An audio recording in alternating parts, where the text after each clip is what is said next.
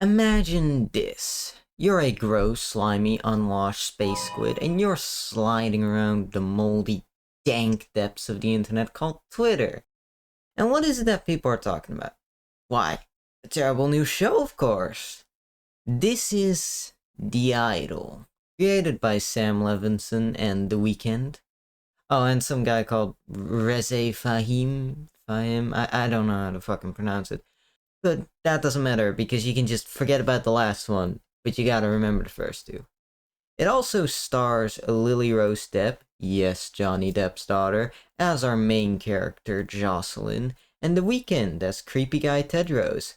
Along with those two, we also have Jane Addams, Rachel Sennott, I don't know how to pronounce that either, Harry Neff, Divine, Hank Azaria, and Eli fucking Roth, you know, the guy behind Hostel. For some reason, he's also here. So, before we move on, I want to make one thing clear. I went in with low expectations due to the, low ratings. Along with that, this is not really something I would normally watch. Shows and movies based around Hollywood and celebrity culture and critiquing the industry isn't exactly my cup of tea. But I also believe that good writing always shines through, even if it isn't something I would usually be interested in. However, just like how good writing always shines through, bad writing will always make you shrivel up, crawl into a corner, and rock back and forth in an attempt to cope with the horror that you just went through. And this is definitely an example of bad fucking writing. The worst part is that at times there were moments of good writing shining through, only to be literally fucked over by the next scene. But I'm getting ahead of myself. To explain how truly, phenomenally bad this show is, we will first have to go through the actual plot. So let's get into it.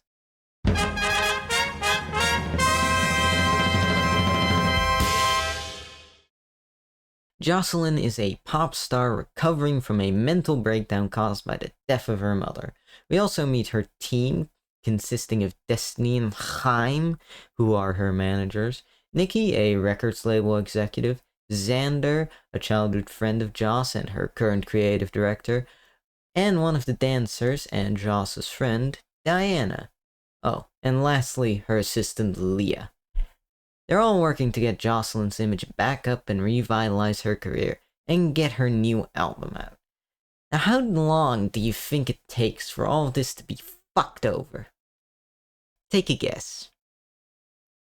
5 minutes. It takes 5 minutes. During the photo shoot for the album cover, a photo gets leaked online.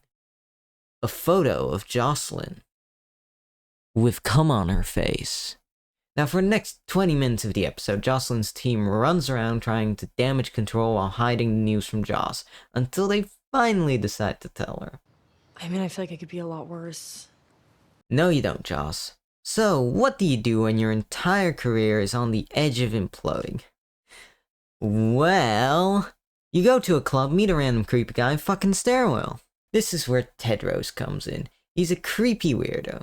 Now, we later learn that he's actually orchestrated their entire meeting, but even before we learn that, he still comes off as a creepy weirdo. I mean, just look at how he dresses. Not to mention that he also does things like this, and this, and says shit like this.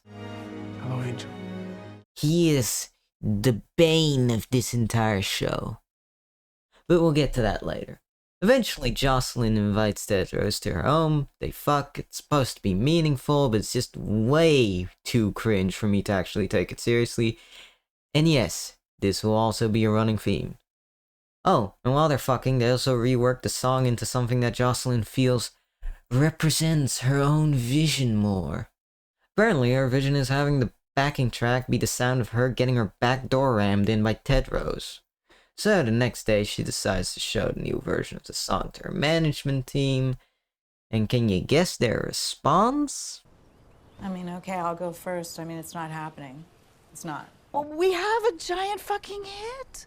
Why would we change it? Ticket sales are down. But Nikki, it's not me. It's not me. The single drops next Friday. We've already done our spends on radio, on digital, on streaming. Okay. That's fine. I'll release it myself. Wait, baby, no. What the fuck are you? Okay, so you think you've got a bigger fucking dick than me now, princess? You want to fucking back it up a little bit and go through a little oral history of how we fucking got here? Because I am more than happy. A week before you're gonna play Madison Square Garden, I get a call that you are out of your fucking mind, babbling up on the roof, talking to, things in outer fucking space. All right. We spent 8 months getting you healthy, and then we spend millions sending you around the world, putting you with producers to give you an EP of giant fucking big-titted hits, and now you're gonna sit here and tell me that it's not me. I don't like it. Well, that's too bad. It's too fucking late. That train has left the station, and whether you like it or not, you are going for that ride. Well, thank you, Nikki, for being so predictable. And, fuck everyone else for being a fucking coward. Bitch, what did you expect? So Joss storms off like a fucking child, and Chaim follows her to try and talk to her.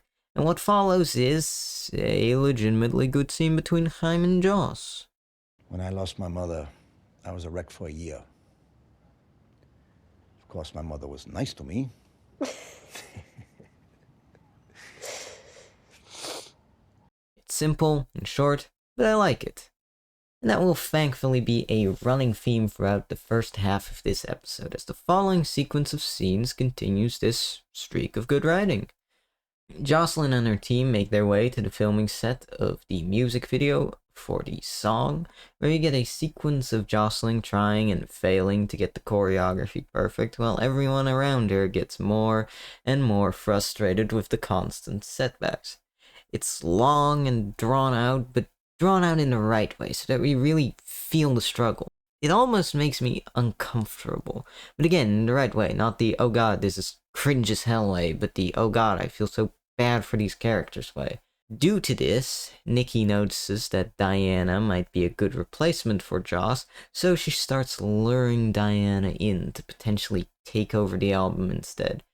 Meanwhile, at the same time, Destiny and Chaim are trying to figure out who Tedros actually is. Eventually, Joss finally gets the scene perfect, but unfortunately, the shot was out of focus. Thus, they have to go again. Now, Joss is obviously already stressed, and this, understandably, causes her to break down. Mom? This was also a legitimately good series of scenes that actually managed to make me almost reconsider whether the ratings the show received were justified. This brief moment of consideration was then ruined by the very next scene. Tedros is tasing a guy's balls. No, I can't give you any more context, because there isn't any. I still don't know what the point of the scene is. This will also be a running theme throughout the rest of the show.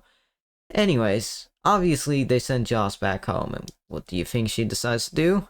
Why, she invites Tedros, of course. Tedros takes his cult crew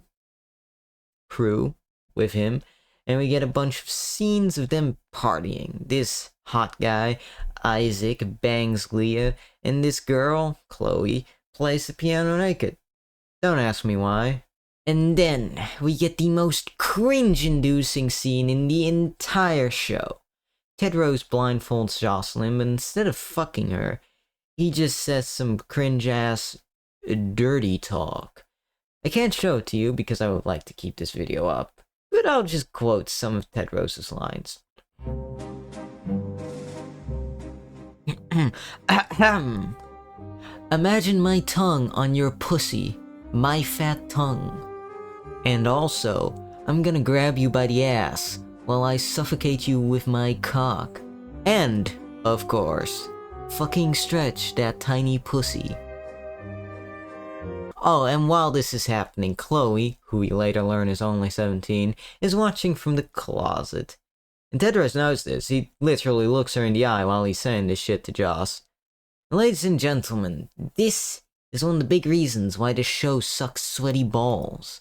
Because anytime we get a remotely good or interesting scene, anytime it seems that the show will get its shit together, Tedros steps in, does some cringe-ass shit, Stretch that tiny little pussy. and fucks over the whole tone. These scenes are impossible to take seriously. They're cringe, they're gross, and they're largely unimportant. And that's the biggest crime of these scenes. They take up so much time in the episodes for absolutely no reason. It just feels like cringe-ass fetish porn. So after this, Tedros pretty much takes over Jocelyn's whole life. He's firing Jocelyn's employees, choosing what she should wear, making creative decisions for her. And buddy, here's where we get the next problem. I know, right? When's it gonna end? Tedros' takeover happens way too quickly. He doesn't just take over her career, he has brainwashed her after they fucked twice. Twice! She's known him for a week, and now she's completely subservient to him. And I just can't buy that he's that charismatic. He sniffed her fucking pillow, for fuck's sake! It's not just the Weeknd's performance, it's everything about the character. Neither the performance nor the writing convinced me that Tedros is some charismatic, manipulative fuckboy. Instead, it just makes me wonder why anybody would even listen to him. And yes, I guess there is a potential explanation for this later, but that just makes it even stupider. But we'll get there. Anyways, Joss and Tedros go shopping, start fucking in the back of the open-top car, and then fuck again while in the clothing store. We get some cringe dialogue from Tedros. I'm sorry, I'm not fucking catch you looking at it. I'll fucking drag you down Rodeo while your fucking ass just fucking stomp you. I'll fucking curb stomp you. I'm sorry. I'll fucking curb stomp you. And then they fuck off back home. But of course, the managers are getting just a little suspicious of Tedros, and so they're waiting for them.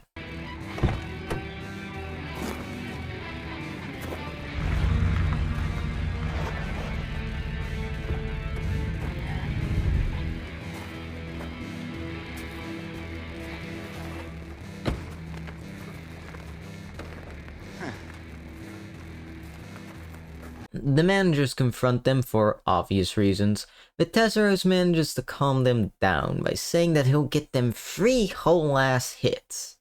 The managers are skeptical for, again, obvious fucking reasons, but they go along with it. Joss and Tedros celebrate their perceived victory by fucking, again, that's thrice now, and we're not even halfway through the episode. Then Tedros talks to Xander about Joss's creative direction, and they both agree that the creative direction sucks ass. You don't disagree? You're the fucking creative director. What do you mean you don't disagree? So Tedros asks what he'd do about it if he had full creative control. I would take that photo with the fucking cum on her face, and I'd make it her album cover. Moving on. Next up, everyone's recording some lyric. Isaac asks Joss if she wants to join him for the next take, but she says no.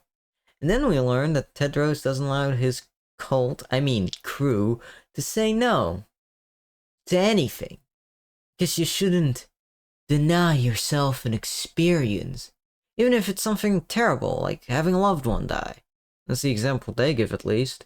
And the writers really tried to sell this as if it's not completely insane, so that we don't question the next scene.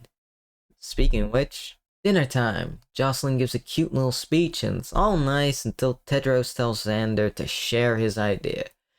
Now, Jocelyn has a moment of reason and says, "Hey, yeah, let's not do that." Tedros starts arguing, and this eventually leads to the reveal that her dead mommy wasn't actually that nice. She did a lot of things. A lot of things.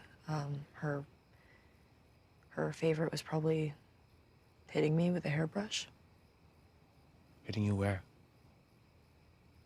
My butt, my thighs, my stomach, my back, like just anywhere people wouldn't notice. Why'd you do that? To focus. She did it as like a form of motivation, I guess. Kind of like a dog. She'd do it to help me remember my lines, to remember dance moves, to finish songs. She'd do it to keep me from falling asleep, to help me wake up on time. She'd do it if she caught me smoking or drinking or flirting with someone she didn't approve of. She'd do it if I overate, if I didn't exercise, or if she ever caught me smiling to myself. This was, once again, an actually good scene. Mostly thanks to Lily Rose Depp's performance, which is definitely one of the highlights of the show. She conveys Jocelyn's raw pain so well, which makes the terrible writing even more obvious and frustrating. And of course, then Tedros ruins it. You still got that hairbrush? And the episode ends with Tedros beating the ever-loving fuck out of Jocelyn with that hairbrush. And it's supposed to be empowering? We'll get back to how utterly stupid this scene is later, but let's just move on for now. So, Tedros calls Mike Dean over to work on some songs. For those like me who have no clue who Mike Dean is, apparently worked with Kanye West.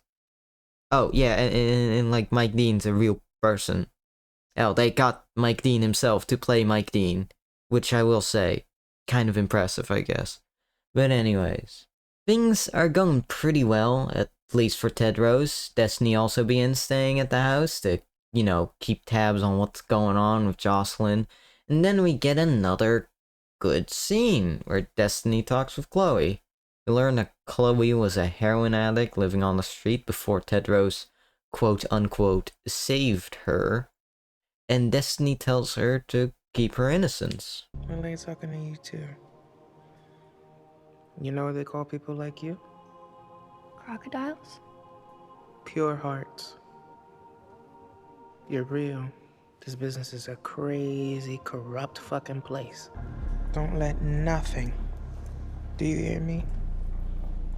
No one or anything get in the way of your gift.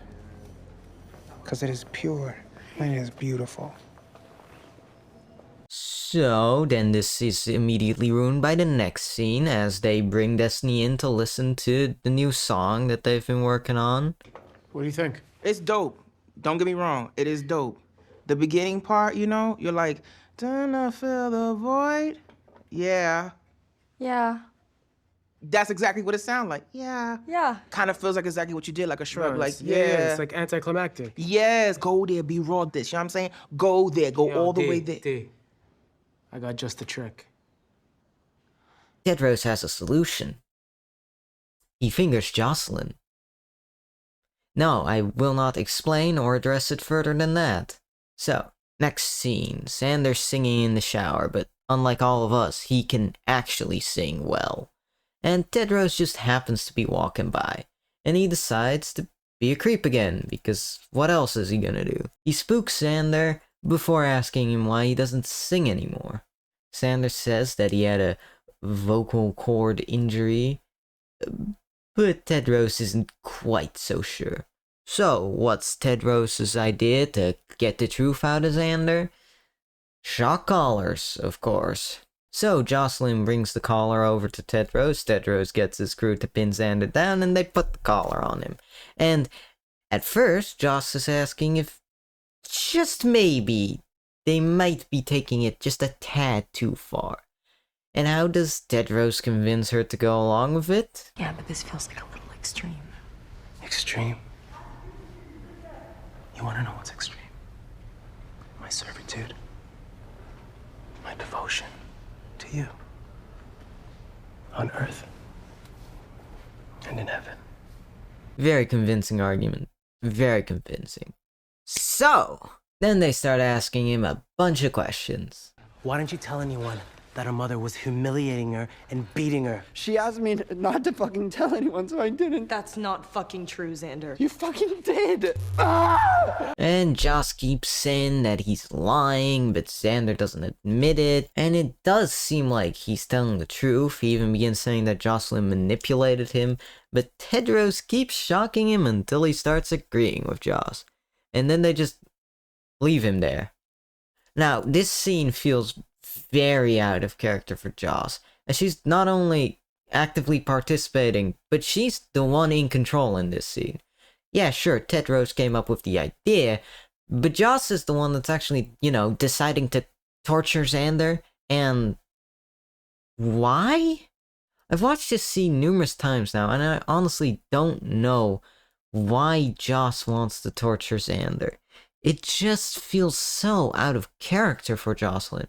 And again, you can't convince me that Tedros, this complete fucking moron, has completely brainwashed her to the point she's just okay with torturing people now.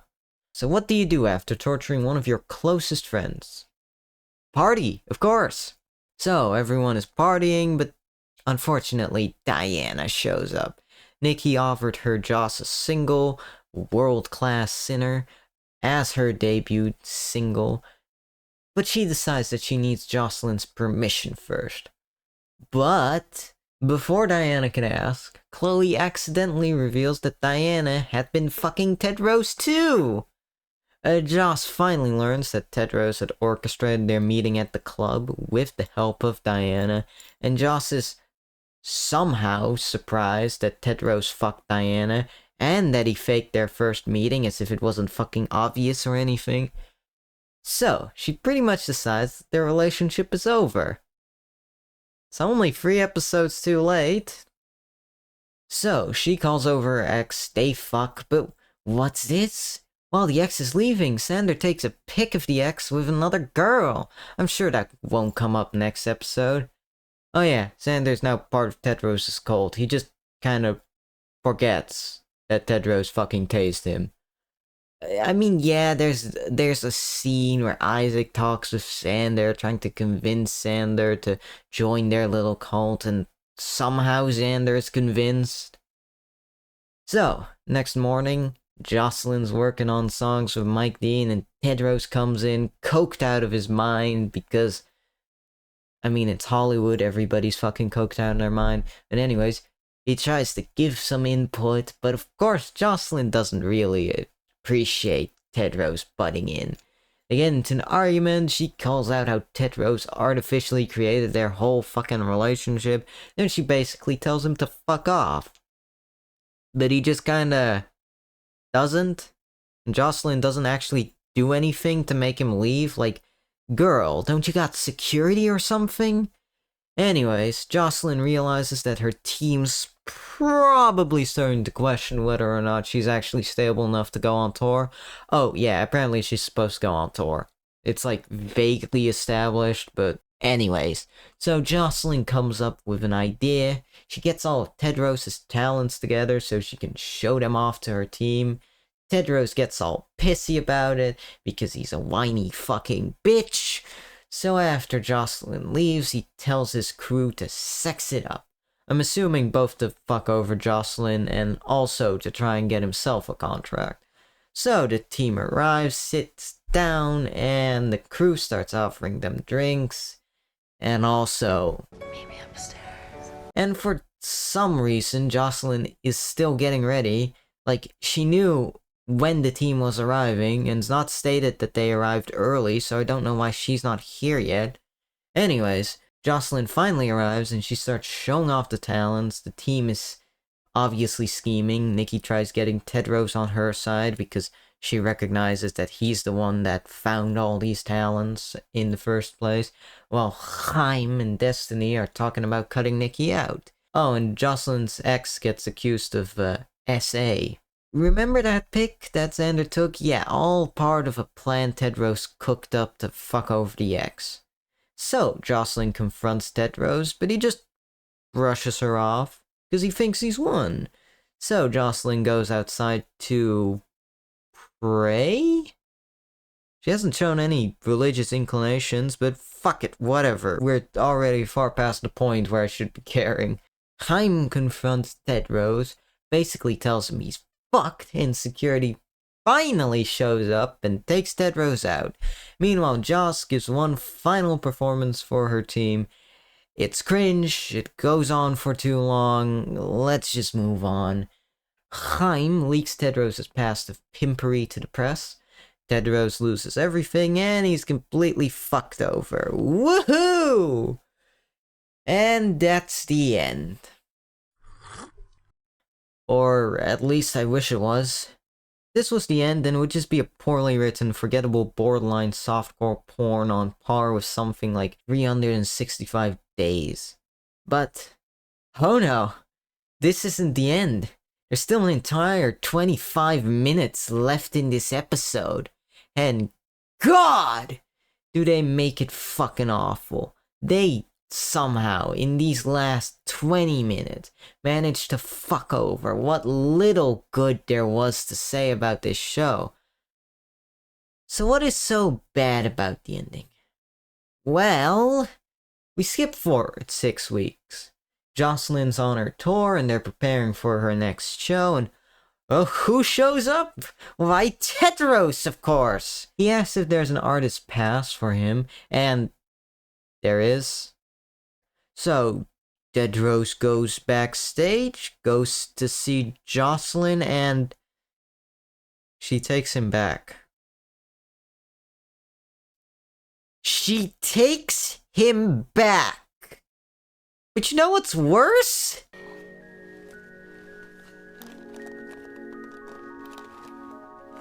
Did you say this was the brush your mom beat you with? I did.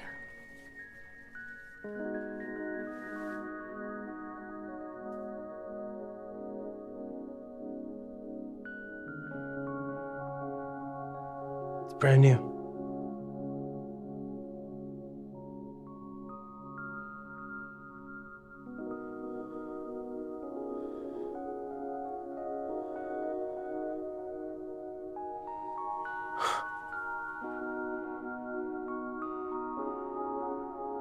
Fuck you, show.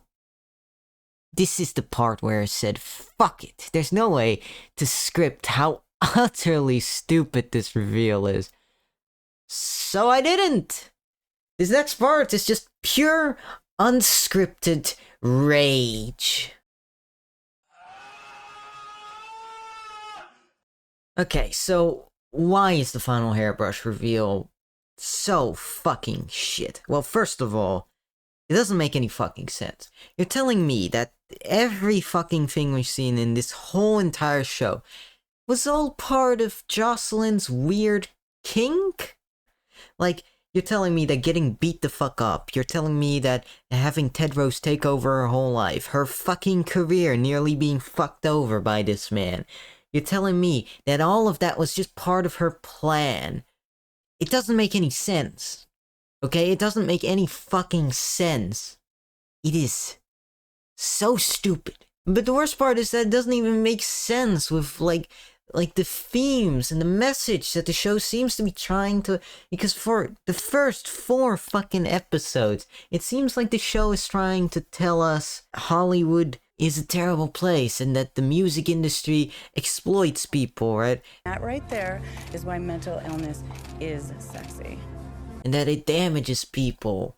And it seems to be trying to show us how a man like Tedros can take advantage of a vulnerable person who's already been fucked over by the industry. But then, no, because Tedros was, I guess, secretly the victim, despite the fact that he's a terrible fucking person? He's a terrible fucking person. Like, how am I supposed to sympathize with this man? But putting that aside, it's also just fucking insulting, because what was the point of watching this show then? What was the point of seeing Jocelyn go through all this terrible shit if it was all just part of her plan? And a plan for what? Like, what was this supposed to accomplish? Like, was this all just a plan to get Tedros to be her bitch? Was this a plan to become independent from her fucking managers and her team and shit, because that's not the case, because she's still working for them, she's still doing what they want, and she's still making them a lot of fucking money. Was this just her kink? Is this just what she's into? Because if that's the case, then it really is just weird fetish porn. But even outside of that, there's so many other problems with this ending, like Diana and the ex's side plot are just completely forgotten about. Like, Diana gets fucked over by Jocelyn and doesn't actually manage to get the deal that Nikki was offering. What was the point of Diana's side plot then? As for the ex's side plot of getting falsely accused of, SA, that's just never addressed again. So what was even the point of including it then? To show how far Tedros was willing to go just to fuck Jocelyn over? Oh yeah, that's nice and all, but what was the point of even including a character if it was just for that? And it's really the same, actually, with Harry Neff's character, which I didn't even fucking include in the script because she's so inconsequential in the end. Because throughout the show, Harry Neff's character is trying to interview Jocelyn, right? But instead, in the end, Chaim gives her the information on Tedros, to fuck Tedros over. So the whole point of including her character was just for the sake of this one plot point, when I feel like you could have just easily had Chaim leak it to the press without including a whole character. Just, like, whatever. And even Tedros' talents, right? Like Isaac and Chloe, their plot lines are not resolved either. Like, Jocelyn just starts using them just like Tedros did. And there we have another problem. It seems like the idea is that Jocelyn has basically taken Tedros' place. She's exploiting Tedros' cult, just like him. She's manipulating her team, and even Tedros himself. She even uses the same line as Tedros. Hello, angels. It seems like they're trying to send a message about how the industry corrupts people, how it, influences them to either they're completely fucking smashed into the ground by the industry, or they become just as evil as the rest of the industry. But then the hairbrush reveal fucks that idea over, because that twist implies that Joss has always been like Tedros. In fact, that she's always been worse than Tedros. So what was the point? But even outside of the final twist, even if we pretend like that never happened, the show still fails to say anything meaningful, because anytime it gets close to saying something meaningful, it instead gives us a cringe-ass sex scene. Don't get me wrong, sex scenes themselves aren't a bad thing, but there's just so many of them, and they mean nothing, and they're cringe. It is so phenomenally shit. But even outside of that, for example, the hairbrush beating scene, even outside of the final twist, right, even outside of that, is still stupid. Because what's it supposed to mean?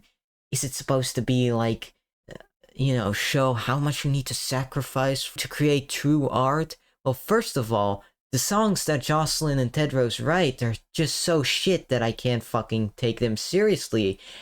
Alright?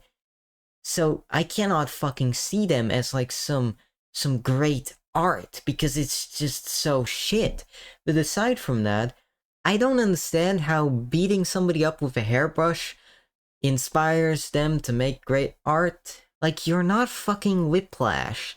In Whiplash, it's the effort put into creating that art that is the thing that also drives the main character to the edge. Whereas here, it's basically just something completely separate from that art that they try to tie into, making great art. Which is just stupid. As for just more general complaints, there's also the shit pacing, where we just spend way too much time on inconsequential scenes while not spending enough time to actually develop shit. Like, again, we spend too much time on cringe sex scenes, and when that time could have been spent on actually developing the characters. and fucking Tedros is just terrible. The Weeknd's performance is mediocre at best. His whole character is just cringe, and I cannot fucking believe, right? It is not believable that this man is as manipulative as they tried to portray him. Because of one, the performance again, and two, the whatever. So, yeah, that's my final unscripted rant. I couldn't fucking script this, okay? So, in conclusion, The Idol is terrible. It's the worst thing I've seen so far this year, and obviously it's possible that something even worse comes along and just makes me take everything back I said about this show. But for now, this is officially the worst show of 2023. It is truly, phenomenally shite. I give it a 2 out of 10 at best. The worst part is that it could have been great. It could have been fantastic. The performances, with the exception of The Weeknd, are great. And there are some genuinely good scenes, but the tone couldn't stay consistent if the writers' lives depended on it. The pacing is similarly shite. We waste too much time on cringe, drawn-out sex scenes, and the final twist is not just nonsensical, but it's just straight up insulting to the audience. This was painful to watch. I almost fucking quit after episode 3, but I finished it anyway. That was a mistake. This was the most insulting way to end a show I've ever seen. Now, no doubt there's worse out there, I'm sure of it, but this is the worst ending I've ever personally seen. Fuck this shit. I'm out of here. If you made it all the way to the end, well, 1, I'm pretty sure you're a fucking masochist, and 2, maybe consider subscribing. Or not, it's up to you. I need to watch something else. God is dead, the universe is an evil place, and I personally blame Sam Levinson for my suffering.